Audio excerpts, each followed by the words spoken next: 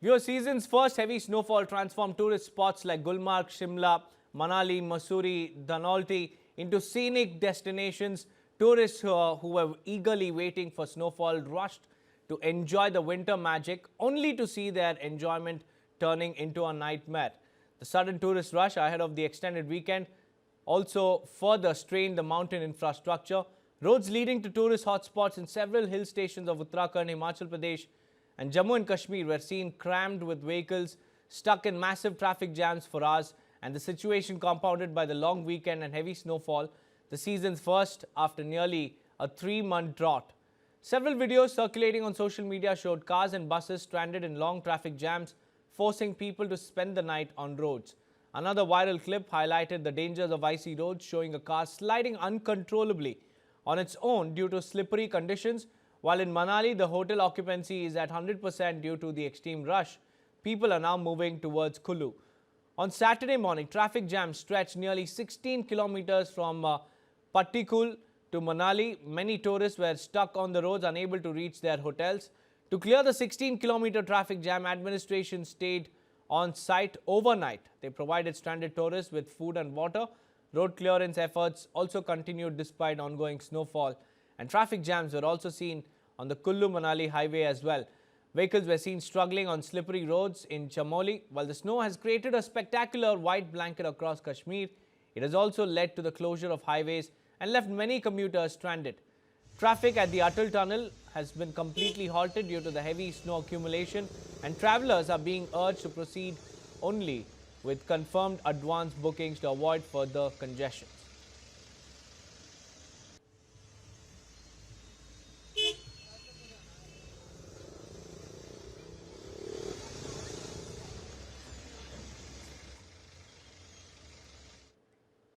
We need to accelerate and take our decision. First of all, regarding climate change, we need to develop.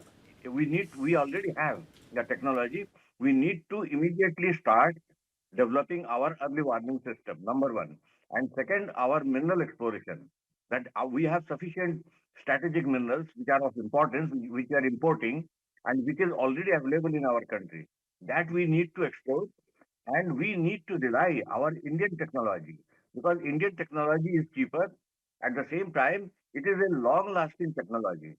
And if we are doing anything, including the river management, including the energy management, so our Indian indigenous technology is available, and the experts are also available, and that is at a much cheaper rate, 100 times cheaper rate than America or Europe.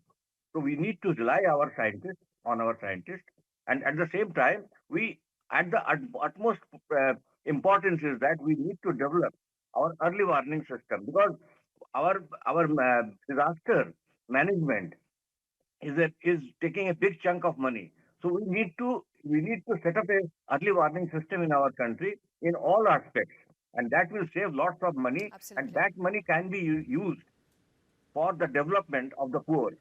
So in this way, India can be self-dependent.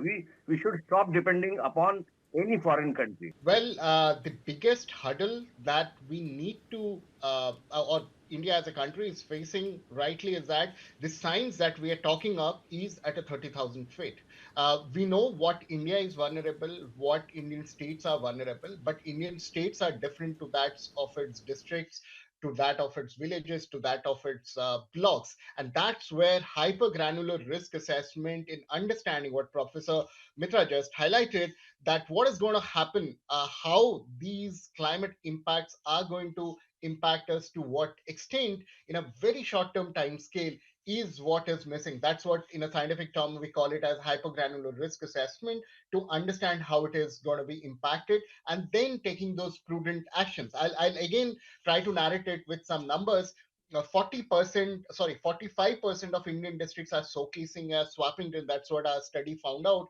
And that study states that, what does it mean? That Traditional flood prone areas are becoming drought prone, and drought prone areas are becoming flood prone. So you will be getting ready for flood to manage floods better, but you end up managing drought. That's where the hypergranular risk assessment at a short term time scale comes into picture. B, once you know what is going to happen, if you have got high fever, then of course you are going to take down some medicines, and if required, you are going to consult a doctor. And similarly, where and how much extent of impact is going to be, that's where the real action begins.